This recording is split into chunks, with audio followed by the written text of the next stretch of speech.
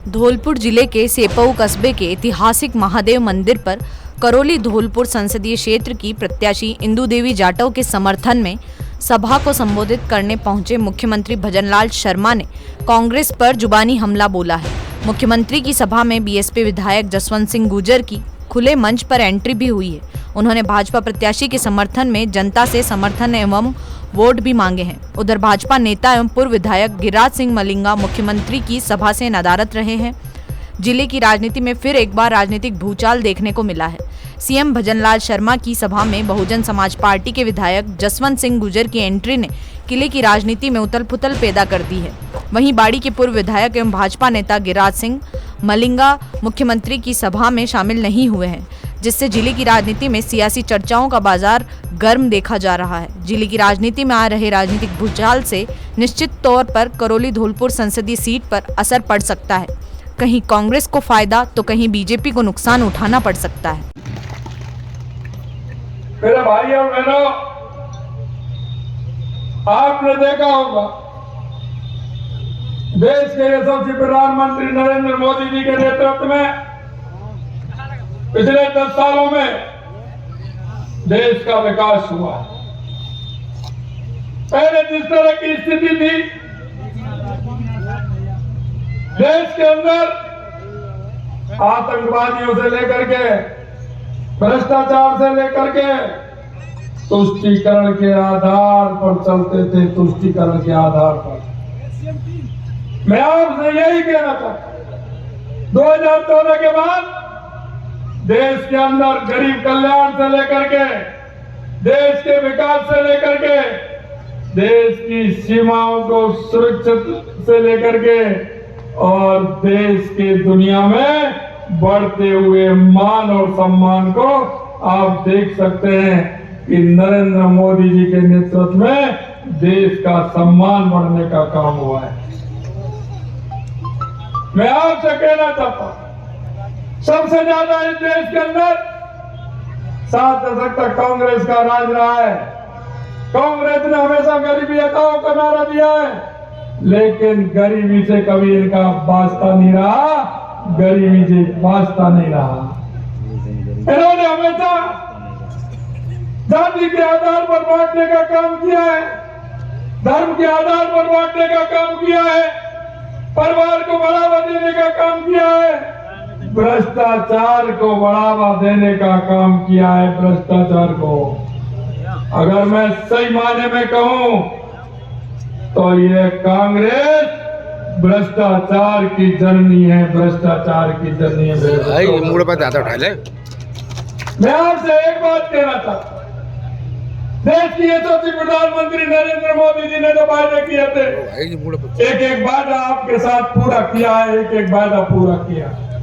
मैं आपसे यही कहना चाहता हूं कि जिस तरह से हर क्षेत्र में काम किया है, काम देख सकते हैं। एक सेकंड भोले बाबा की कसमें मोदी जी ने कांग्रेस कहती थी, कांग्रेस के पूर्व प्रधानमंत्री स्वर्गीय राजीव गांधी कहते थे कि मैं गांव में 1 रुपए बेचता हूं, 15 पैसे पहुंचता है, 15 पैसे।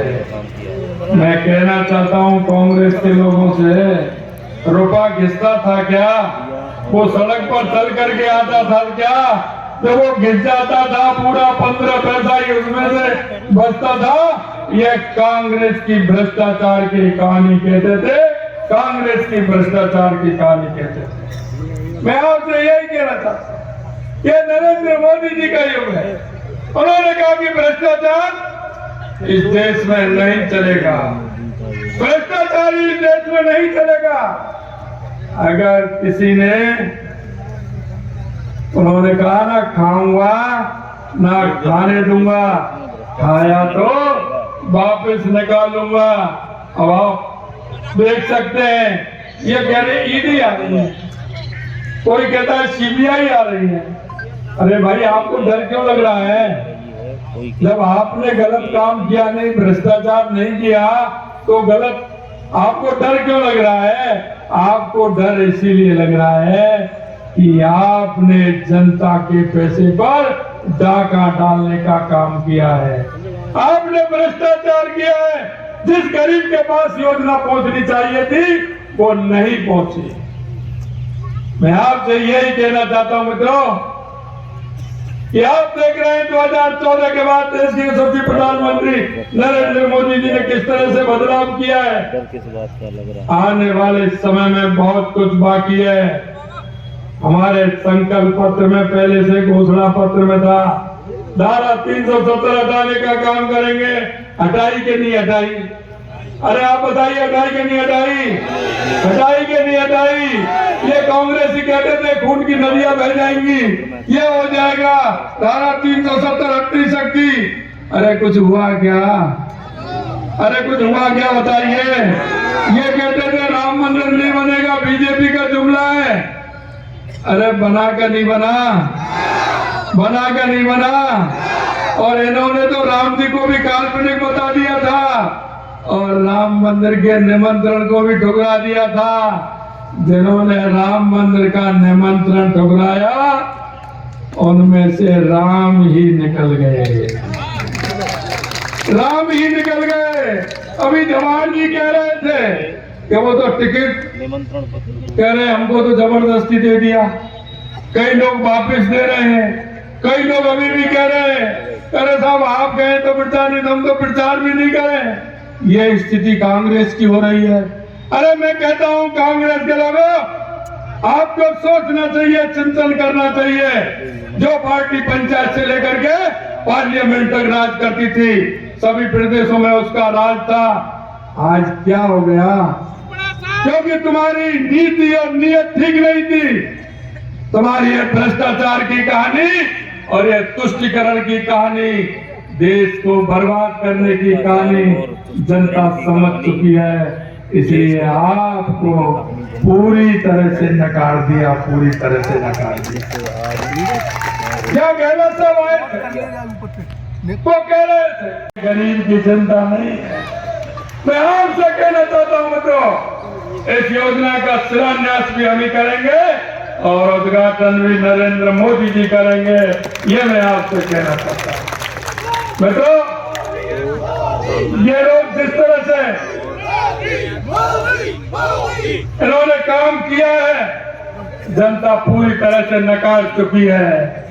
और आप देख रहे हैं आए दिन समाचार पत्रों में पढ़ते हैं, टीवी में पढ़ते हैं, कांग्रेस की तो स्थिति ये हो गई, 4 लोग कोई अगर लोकसभा से 10 लोग चले जाए और वो कहे कि आप हमसे समझौता कर लो, तो वो तो तैयार बैठे ना, वो तो बिल्कुल तैयार बैठे हैं। वो कहते हैं आइए भाई साहब, कम से कम आप टिकट ले जाएंगे तो आप चुनाव तो लड़ लेंगे।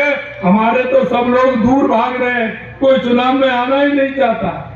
मैं आपसे कहना चाहता हूं मित्रों, जिसकी नीति और नियत में खोटा होता है उसका यही अंजाम होता है।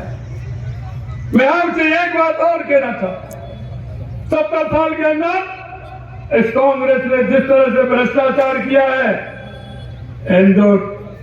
जो ये परिवार की पार्टी है या जाति की पार्टी है, इन्होंने जो काम किया है, इन्होंने राजनीतिक दलों को और राजनेताओं का भरोसा खोने का काम किया है।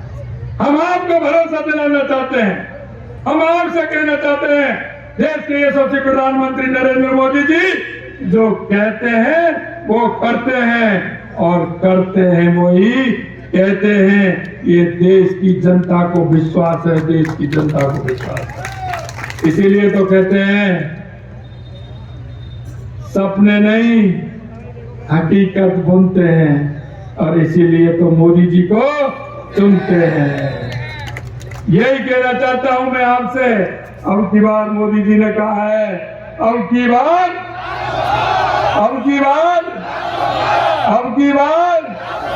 फिर एक बार आप सभी तैयार हैं तो ऊपर हाथ खड़े करिए और बोलिए भारत माता की, भारत माता की, भारत माता की। आपको मैं इस बात के लिए धन्यवाद दूंगा कि 2014 और 2019 में लगातार आपने भाजपा को जिताया है। मुझे भरोसा है अब की बार भी जिताओगे, लेकिन अब की बार मार्जिन बड़ा होगा, मार्जिन बड़ा होगा। आप इस मेरे मुल्क के मालिक हो, आप इस देश को चलाते हो, देश का काम आप करते हो।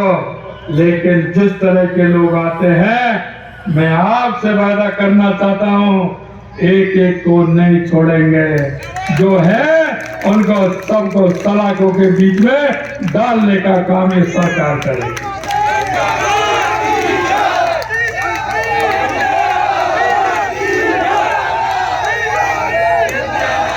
मैं आपसे कहना चाहता हूं मेरे भाई और बहनों, किसान के दर्द को मैं जानता हूं। चौधरी चरण सिंह जी कहते थे कि जब तक किसान और गांव खेत से निकले हुआ व्यक्ति ऊपर नहीं पहुंचेगा, उसको हमारी समस्याओं की जानकारी नहीं होगी। मैं आपसे यही कहना चाहता हूं मेरे भाई और बहनों, देश के यशस्वी प्रधानमंत्री नरेंद्र मोदी जी गरीबी से निकले हैं। उन्होंने गरीबी को नजदीकी से देखा है। वो माता बहनों की समस्या जानते हैं, वो मेरे किसान की समस्या जानते हैं, वो मेरे मजदूर की समस्या जानते हैं। मैं इसलिए कहता हूं, उन्होंने गरीब कल्याण की योजनाएं, किसान की योजनाएं उन्होंने इस देश और प्रदेश के अंदर लागू करने का काम किया है, लागू करने का काम किया है।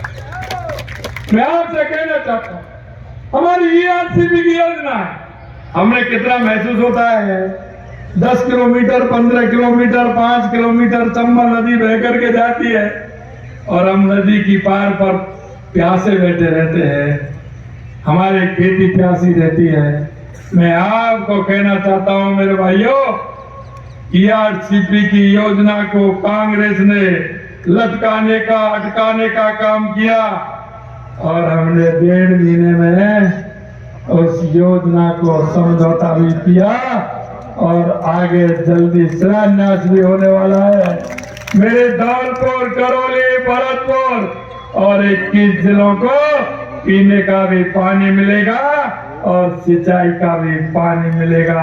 ये मैं आपको विश्वास दिलाना चाहता हूँ, आपको विश्वास दिलाना, क्योंकि किसान की समस्या को कौन जान सकता है। सम्माननीय शर्मा साहब, मंच पर विराजे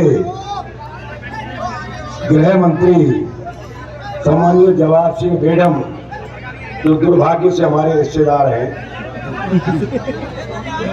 पूर्व विधायक भाई मान सिंह जी, बड़े भाई साहब बुलबुल भाई साहब, पूर्व MLA राजा खेड़ा, सभी बीजेपी के कैंडिडेट जो चुनाव लड़े, दुर्भाग्य से किसी एक व्यक्ति की वजह से धाराशायी हो गए। ये सब जनता को पता है, ये परिणाम अच्छे आते। मैं तो और मंच के सभी जितने भी विराजे हुए मेरे कार्यकर्ता बंधु, पदाधिकारी गण, सभी लोगों का नाम लेने में समय बहुत हो जाएगा और समय बहुत कम है। जनता जनार्दन के चरणों में निवेदन करते हुए मैं माफी मांगना चाहूंगा कि हमने आपको 2 बजे का टाइम दिया था और पिछले 4-5 घंटे से आप लगभग 1 बजे से यहाँ बैठे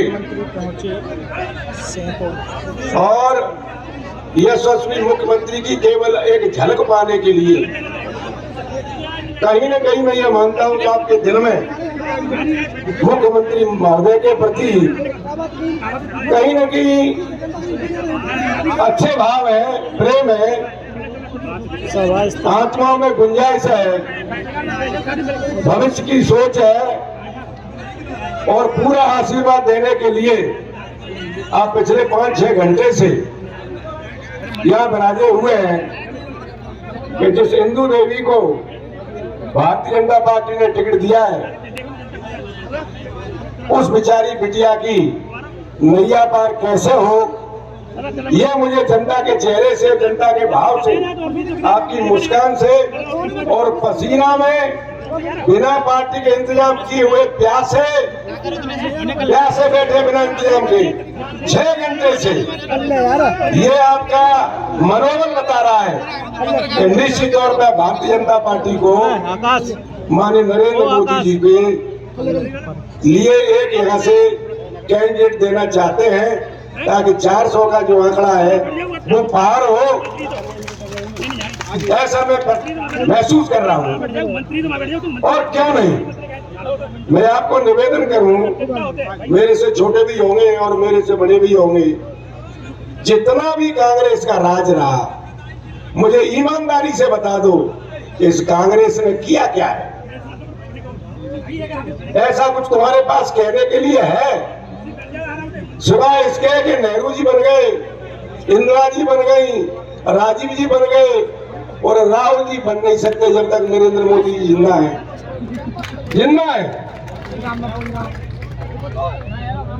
इसके अलावा इनका कोई इतिहास नहीं है। 10 वर्ष से प्रधानमंत्री हैं, कोई न कोई काम आपके लिए किया है।